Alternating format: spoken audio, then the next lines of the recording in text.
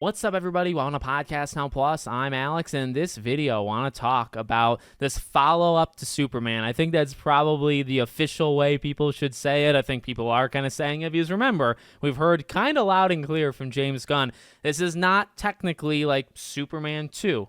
This is going to involve Superman as probably one of a lead. It's going to involve characters that we have seen before, but it's part of a Superman saga, but he wouldn't call it, Superman 2, and now we have the name Man of Tomorrow, which is more synonymous with Superman, but, you see the picture behind me here, and beautiful, by the way, not just this art, but there's like 2 or 3 of them, so freaking good, looks really, really pretty, so it paints a pretty clear picture, I think, of what's going to happen, but no, a couple of things to say. Number one, I love the pace. I feel bad for James Gunn because this guy has just, beyond like being whatever director, kind of organizer of the DC universe, but also like his own stuff, right? Like there's a kind of like, I'm sure he takes meetings and he approves things and he has to read stuff. He reads like, Batman Part 2 and all this stuff. So he does that. And then he also is doing like Superman, this movie, like he's having meetings with like the gaming division on off days. Like, he's kind of supervising certain things.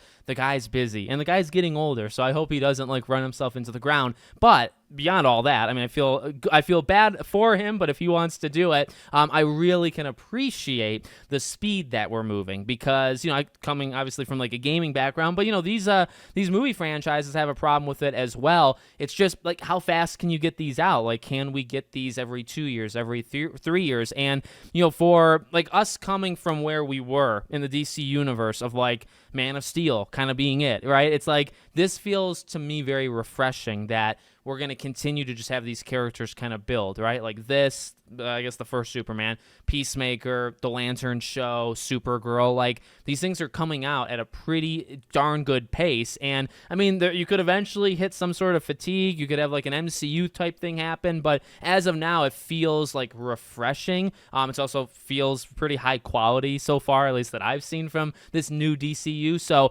I'm happy with it. And I know that's not necessarily anything to do with the movie itself, but coming out July of 2027, 2 years, by the way, from the Instagram stuff and all that, it seems like they're going to start filming this like in the next couple months. I think he's telling like Nicholas Hoult, like, see you on set soon. I think I saw like Isabella Merced that said also see you soon. So I imagine this incorporates Guy and this incorporates Hawkgirl and a lot of the cast, I imagine, of Superman. There's rumors of like Peacemaker himself and maybe even Supergirl being in this movie. I don't really know if I need it to be like everybody that's introduced in this universe all in this film, but small roles here or there. I really like how it was handled, I think, in Superman. Like, you think about the Justice Gang, Mr. Terrific felt like he was in it like the absolute most. Really, you look at Hawkgirl and Guy, like they were meaningful and they stood out and they were strong. But how many minutes were they actually in it? 5, 7, 8 minutes, like in all. Like, they really were not in it all that much. So, there can be a point of too much, but also, it's cool to see this universe kind of growing in real time and kind of like the gang getting back together, right? And as for like what it's going to be about, here we go. We get the iconic suit, which I think that's going to look pretty cool. Okay, pretty freaking cool live action. So you have that, and then you have a team up here. So, not like necessarily the first time that's ever happened, but you look at like the ending of Superman, and I like that too. Again, like the speed that they're doing it, the ending of Superman and how you end these two characters of Lex and Superman, and then this one. Now there is the picture of them fighting, right? Or there's the art. So obviously, or at least it seems like, right? They'll start out as enemies, and then eventually they would team up against some sort of threat. I know Brainiac seems to be like kind of theory number one.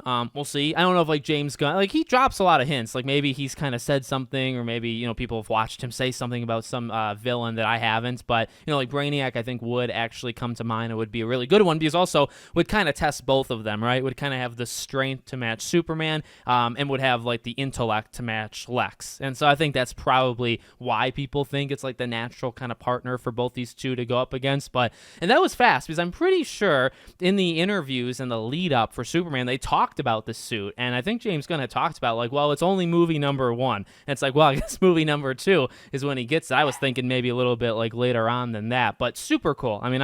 I'm pumped. I'm really pumped just in the general direction that this thing is going. And again, the speed, to be able to see Supergirl next year and then just a year later, every year, every summer really is what they're doing, July, June, July, of having one of these movies. Like right now, again, like the MCU has burned me out. Like I'm actually, it's kind of like you're thinking of all the stuff I'm saying, maybe I'd be into like what's going on, but I'm really not with the MCU because of that burnout and just, I'd say, lower quality that they've had the last 5 or so years.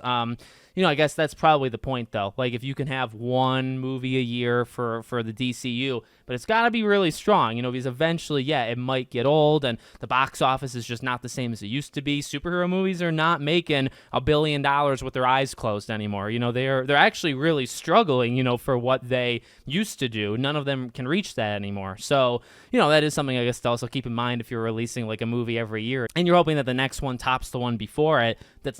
That's probably not actually going to happen, and it should not be a guarantee, and it's actually pretty unlikely just in general. But I am hyped. I'm very excited. Let me know what you guys think in the comments. Make sure, as always, you're subscribed to the channel, bell icon turned on, and I hope to see you all on the next one.